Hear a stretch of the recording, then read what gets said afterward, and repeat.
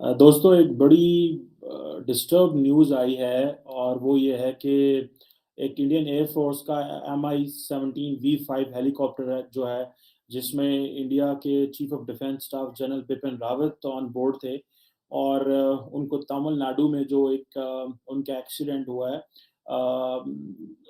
ये एक बड़ा अनफॉर्चुनेट वाकया है। पाकिस्तान के जो आर्मी चीफ हैं उनकी तरफ से भी एक अफसोस का मैसेज जो है वो भेजा गया है और हम ट्विटर पे भी देख सकते हैं। कम से कम इतनी इंसानियत तो अभी दोनों देशों में बाकी है कि इस तरह के हादसे पे हम एक दूसरे से इजहार अफसोस कर।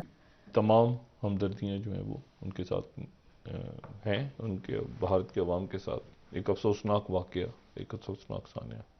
आरजू जी, जो एक सबोटॉज की भी जो संभावना को रूल आउट नहीं कर पाएंगे। It can be a case of sabotage as well, क्योंकि अब 2-3 रीजन थे। मैं आपको बताऊंगा, आप पीछे अजीत डोभाल जी ने कहा था आपकी बार जो लड़ाइयाँ होंगी वो काइनेटिक नहीं होंगी, क्योंकि जो लड़ाई है वो काइनेटिक नहीं होंगी, डिफरेंट तरह का वॉरफेयर होगा। उनका इशारा ऐसी चीज़ों की तरफ ही था। दूसरा भी मोदी जी ने बोला, भाई मैंने जो फार्मूला वापस किए हैं एक नेशनल सिक्योरिटी के और कुछ सिक्योरिटी के इश्यूज है। काफ़ी लोगों ने हमारे यहाँ अपोजिशन में, खैर उनका तो काम ही ये है, वो बंदर बाट करना, मजाक बनाना। और आज मैं लोगों को, मैंने ये आपको कई बार बोल चुका हूँ कि अब जो थ्रेट्स है जियो पोलिटिकल है, पोलिटिकल नहीं है। जाना तो सबको ही है, लेकिन इस तरह की चीज इंडिया के लिए इस बहुत बड़ी ये एक डेवलपमेंट है, क्योंकि रिसेंटली इंडिया बहुत ज्यादा मिलिट्री हार्डवेयर प्रोक्योर कर रहा है। इंडिया के जहाज रिसेंटली भी गिरे तो पाकिस्तान में भी हैं, लेकिन इंडिया के जहाज, क्योंकि इंडिया मिलिट्री वेपन्स बड़े प्रोक्योर कर रहा है। चाइना की 14 एयरशिप्स तिब्बत में बनती है। 2 दिन पहले वो अपना न्यूक्लियर आर्म बॉम्बर फ्लाई कराते हैं। उन्होंने कुछ नए एयरक्राफ्ट डिप्लॉय किए और 2 दिन पहले पुतिन साहब आते हैं, 10 साल का कॉन्ट्रैक्ट साइन करते हैं और इंडिया को S-400 मिलने वाला है। S-400 मिलने का मतलब क्या है? आपकी security is then can not be pierced. ये जो आपकी सिक्योरिटी एयर सिक्योरिटी है, उसको कोई भेद नहीं सकता उसके बाद। ये अटैक कोई टेररिस्ट का काम नहीं है। This has to be done by highly trained professionals, क्योंकि जब कॉन्वॉय चलती है उसके सारे एसओपीज माने जाते हैं, सारे एसओपीज फॉलो किए जाते हैं। वैसे जब सीडीएस साहब उठते हैं, हर एक एसओपी, हर एक सेफ्टी प्रोसीजर बिल्कुल 100% अप टू डेट होता है। अगर पीस टाइम में हम 4 स्टार जनरल को लूज कर रहे हैं, कि बहुत चिंता का विषय है। अभी यहीं पे 1 दिन पहले रशिया के सदर आए हुए थे, जो बिलियंस ऑफ डॉलर्स की डील्स हो रही थी, तो वो सारा बिपिन रावत का ब्रेन चाइल्ड था कि किस तरह आपने इंडियन मिलिट्री को वो जो है लीड करना है। और बड़ी सारी इन्होंने पोजीशंस में जो है वो क्या उसे बोलते हैं सर्व किया। ये जीओसी रहे, उसके बाद ये ईस्टर्न कमांड को भी चलाते रहे, इंडियन मिलिट्री एकेडमी में भी ये काम करते रहे। और जैसे आप कह लें कि जो ज़्यादा इनकी जो लाइमलाइट में आना था जब ये आर्मी चीफ बने, और फिर उससे बाद ये सीडीएस में आए तो ये ज़्यादा जो हो गए। 27th chief of army staff थे इंडिया के। और ये एक चीज जैसे मैंने बताया कि बेसिक जो टर्निंग पॉइंट आया इनके टेन्योर में वो ये था कि जो कश्मीर के हवाले से पॉलिसीज बदली इन्होंने, फिर जो सर्जिकल स्ट्राइक का इशू आया पाकिस्तान के अंदर, फिर एलओसी के ऊपर जो मिसाइल आया लाइन ऑफ एक्चुअल कंट्रोल के अंदर, तो ये सारी की सारी चीजें जो थी, ये बिपिन रावत जो थे, he was looking and he was working very closely with the political leadership and with the defence minister Rajnath Singh. देखिए, अभी मैं ये नहीं कह सकता कि क्या हुआ क्या नहीं हुआ, मुझे कोई इन्फॉर्मेशन नहीं, बट एक सबोटॉज की पॉसिबिलिटी सीधी। और मैं अगर डायरेक्ट आपके चैनल पे बोलूं, S-400 के डिप्लॉय होने तक एक विंडो ऑफ अपॉर्चुनिटी है हमारे दुश्मनों के पास। और अगर हम इन सारी अजीत डोभाल जी का बयान देखें, मोदी जी का बयान देखें, नागालैंड का इंसिडेंट देखें, S-400 का आने देखें, बहुत दुनिया में कोशिश की गई कि हमें S-400 ना मिले। बहुत इधर तो दाएं बाएं लॉबीज यूज की गई कि भाई अमेरिका प्रतिबंध लगा दे, अमेरिका सैंक्शंस लगा दे, रूस और अमेरिका की ना बने। पुतिन साहब आए, S-400 और 10 साल का डिफेंस का जो सपोर्ट है वो भी दिया, और उसके ठीक 1-2 दिन बाद ये चीज़ होती है। अगर मैं आज खुल के बोलूँ, ये एक सेटबैक है इंडियन डिफेंस के लिए। विपिन रावत जी की वही रोल है जो अर्जुन का महाभारत में। चीफ ऑफ आर्मी स्टाफ के तौर पे ही travelled extensively in the region, भले वो नेपाल हो, बांग्लादेश हो, भूटान, म्यांमार हो, नेपाल, श्रीलंका, इन इलाकों में बहुत इन्होंने जो है वो एक्सटेंसिवली ट्रैवल किया है। फिर रशिया, अमेरिका भी गए हैं, मालदीव भी गए हैं। आर्मी चीफ की बात कर रहा हूँ। as a chief of the defense staff, I think I have not noticed he has traveled somewhere, but he's letting, I think, the army chief to travel. ये हमारे डिफेंस के अर्जुन है, जो अर्जुन का रोल महाभारत में था उनका था। क्यों?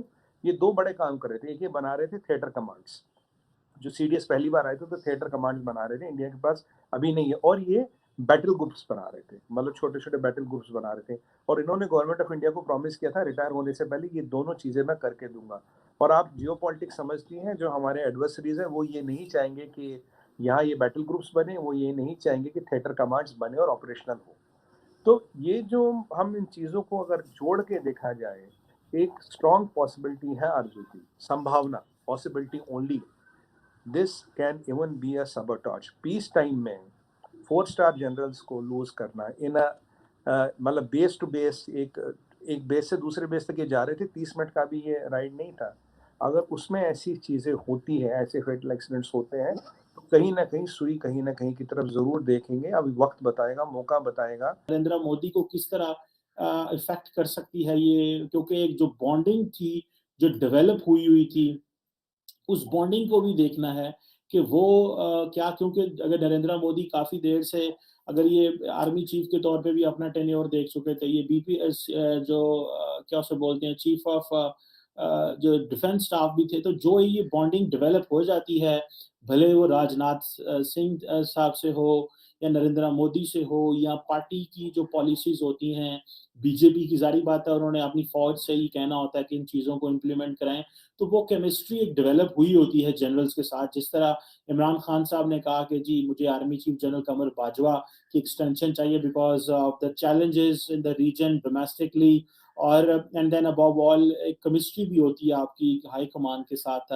सो ये जो केमिस्ट्री थी ये की है। अब देखना ये है कि क्या नरेंद्र मोदी को कोई फर्क पड़ सकता है इसको, अगर गॉड फॉरबिड ही लूजेस लाइफ। लेकिन जो चीज़ें हैं वो मुश्किल हैं कि वो किस तरह के इंजर्ड हुए हैं, क्या he can serve back with such kind of जो ये उनको फ्रैक्चर होते हैं या क्या होता है, या अभी वो बाद में पता चले।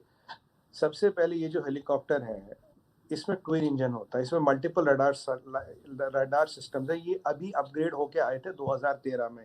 इसकी लाइफ 40 से 50 साल होती है। और हेलीकॉप्टर में 2 तरह का स्पेयर होता है, एक जिसकी कैलेंडर लाइफ होती है, एक जिसकी रन लाइफ होती है। कोई स्पेयर ऐसे होते हैं, अगर आपका हेलीकॉप्टर खड़ा भी कुछ दिनों बाद या कुछ महीने बाद उनको बदलना पड़ता है।